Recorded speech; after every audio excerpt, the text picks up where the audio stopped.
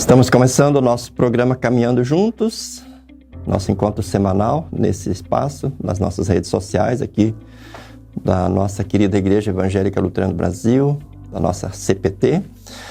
E com muita alegria sempre venho até você para compartilhar um pouco do amor de Deus, para uma breve reflexão na Palavra de Deus. Nosso programa Caminhando Juntos tem o propósito de compartilhar o amor de Deus e também o propósito de mostrar o quanto é bom, o quanto é legal a gente poder caminhar junto com outras pessoas no mesmo caminho, em comunhão, para o mesmo alvo. E enquanto não estamos lá nos céus, nós podemos trabalhar junto no mesmo propósito, na mesma missão, que não é nossa, mas é a missão de Cristo. O tema do nosso programa hoje é Juntos na Bem-aventurada Confissão de Fé. Juntos na Bem-aventurada Confissão de Fé. E o texto que serve de fundamento para a nossa reflexão é o texto de Mateus 16, 26 a 30, que é o Evangelho do 13º domingo no período de Pentecostes. Quem foi ao culto neste domingo passado, no 13º domingo, possivelmente agora que você está me acompanhando já é o 14º domingo de Pentecostes, mas no 13º domingo, nas igrejas que seguiram essa agenda litúrgica, foi feita a leitura do Evangelho de Mateus, capítulo 16, 13 a 20. Onde Jesus, caminhando com seus discípulos na região de Cesareia de Filipe, perguntou aos seus discípulos: quem as pessoas dizem que eu sou? E então os discípulos disseram, alguns dizem que o Senhor é João Batista, outros dizem que o Senhor é Elias, e outros dizem que o Senhor é Jeremias, ou um dos profetas.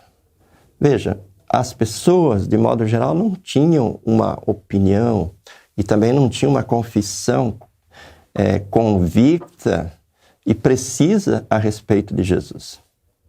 E Jesus tinha todo o interesse que as pessoas soubessem quem de fato ele é e o que de fato ele veio fazer. Então ele se dirige aos seus discípulos e pergunta: e vocês? Quem vocês dizem que eu sou? E aí Pedro respondeu: o Senhor é o Cristo, o Filho do Deus vivo. Essa foi a confissão de Pedro. O Senhor é o Cristo, o Filho do Deus vivo. E veja qual foi a resposta de Jesus. Então Jesus lhe afirmou: bem-aventurado é você, Pedro. Feliz é você, Pedro, Simão Bajonas, porque não foi carne e sangue que revelaram isso a você, mas meu Pai que está nos céus. Ou seja, essa confissão precisa, correta, bem-aventurada que Pedro fez, não é algo que brotou da sabedoria, da inteligência, ou da intuição, ou do instinto de Pedro. Mas Jesus deixa bem claro: mas isso vem de meu Pai que está nos céus.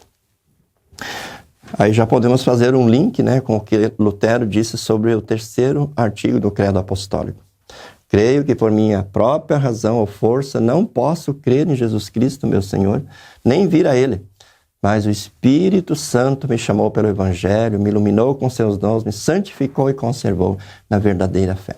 Portanto, Jesus está dizendo para Pedro: olha, essa sua confissão é a confissão perfeita. É o que eu quero ouvir de você sempre e que eu quero ouvir de todas as pessoas.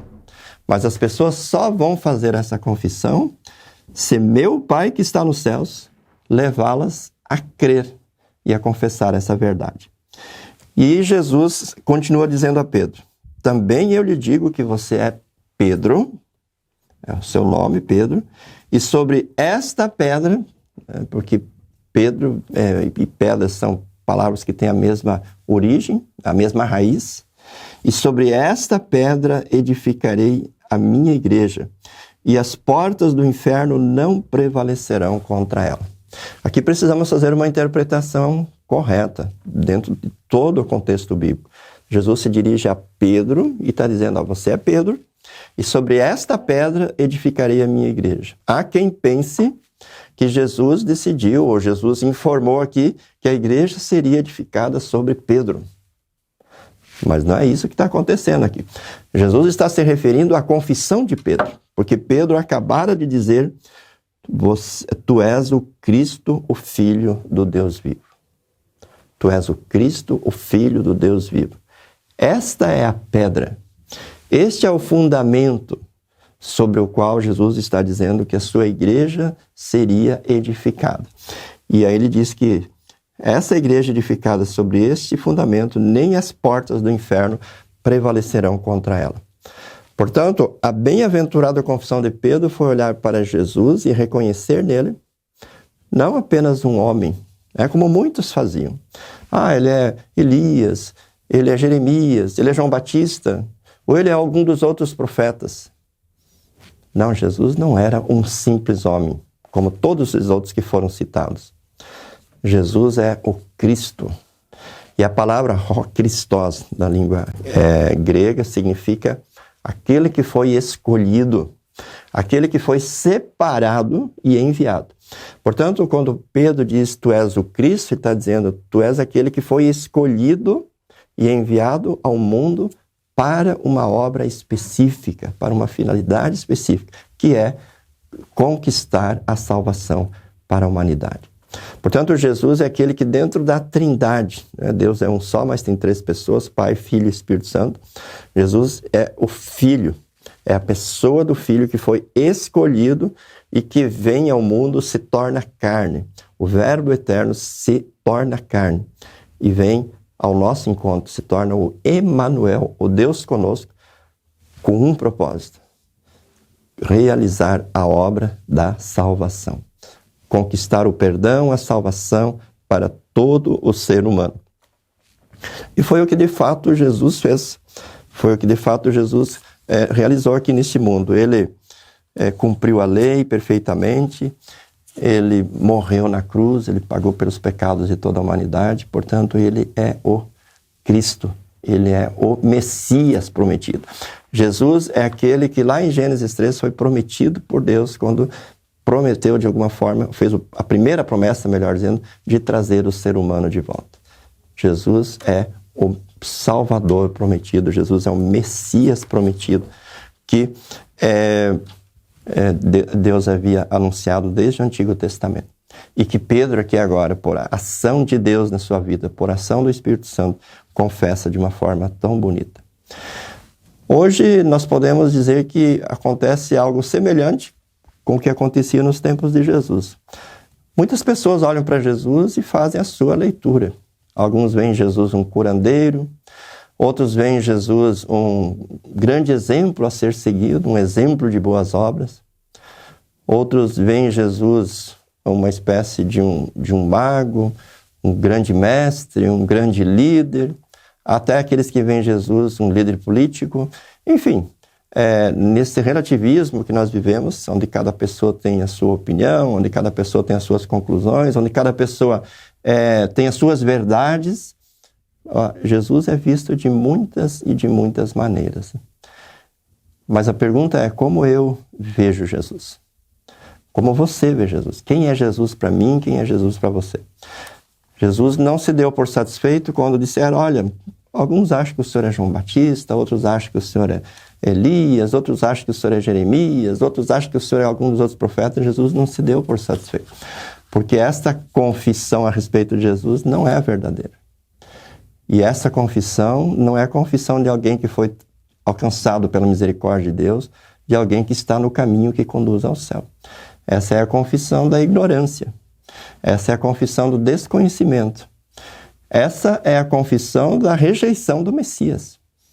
Essa é a confissão da negação de quem Jesus de fato é. Quando surgem essas muitas opiniões humanas a respeito de Jesus. São diversas formas de negação do Messias e do Cristo e da obra que ele veio realizar.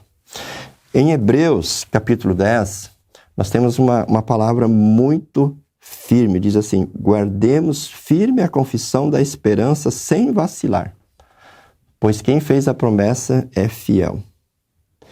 Cuidemos também de nos animar uns aos outros no amor e na prática de boas obras. Não deixemos de congregar, como é prática de alguns.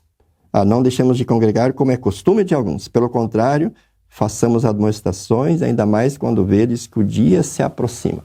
Veja então aqui, depois de falar que Jesus abriu um caminho novo e vivo e firme para com Deus, que quando Jesus morreu na cruz, o véu que separava as pessoas do Santíssimo Lugar no templo se rompeu de cima a baixo. Então, depois de falar de Jesus como sumo sacerdote, o sacerdote por excelência, então está dizendo assim, guardemos firme a confissão da esperança sem vacilar. E que confissão da esperança? É essa que Pedro fez. Essa que Pedro fez aqui. Ao dizer, tu és o Cristo, o Filho do Deus vivo. Tu és o Salvador. Tu és aquele que pode nos dar perdão e nos dar salvação. E a recomendação agora lá na carta aos Hebreus é que nós permaneçamos também nessa confissão. Que nós olhemos para Jesus e vejamos nele o Messias, o Salvador prometido. Aquele que disse, eu sou o caminho, eu sou a verdade, eu sou a vida e ninguém vem ao Pai senão por mim. Ou como diz numa outra carta, diz que não há nenhum outro mediador entre Deus e os homens, a não ser Cristo Jesus, homem. Cristo Jesus é o Cristo, o escolhido, o enviado, o verdadeiro Deus que se tornou homem. Ou seja, uma pessoa que tem as duas naturezas, a natureza divina e a natureza humana. E, portanto, só Ele pode reconciliar Deus e o homem e Deus, porque só Ele tem essas duas naturezas.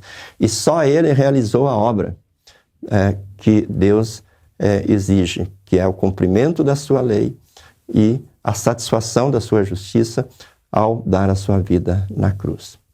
Por isso, esse é o nosso grande desafio hoje como igreja, anunciar ao mundo e dizer que Jesus é o caminho, Jesus é a verdade, Jesus é a vida.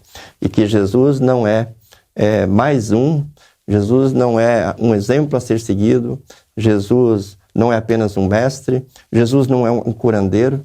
Ele até pode fazer essas coisas, mas ele é, acima de tudo, em primeiro lugar, aquilo que Pedro disse aqui. Tu és o Cristo, o Filho do Deus vivo. Que essa confissão seja sempre a minha confissão, seja sempre a sua confissão, seja sempre a nossa confissão, e que possamos sempre ouvir de Jesus essas palavras que Pedro ouviu. Você é bem-aventurado. Quem faz essa confissão é bem-aventurado. É feliz, porque está sobre o fundamento verdadeiro, que é Jesus. E sobre esse fundamento terá vida em abundância aqui neste mundo e vida plena e eterna nos céus. E nem as portas do inferno poderão derrubar, nem as portas do inferno poderão destruir, nem as portas do inferno poderão matar, levar para a morte aqueles que estão neste fundamento. Podem até tirar a nossa vida aqui neste mundo, mas teremos com certeza a vida plena e eterna nos céus.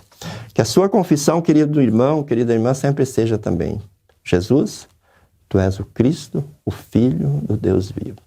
E que Jesus possa sempre dizer: você é bem-aventurado, você é meu filho, você é minha filha, estarei com você aqui neste mundo e você estará comigo no céu. Deus conceda essa graça para mim, para você, para todos nós. Um forte abraço e até o nosso próximo programa. Tchau, tchau.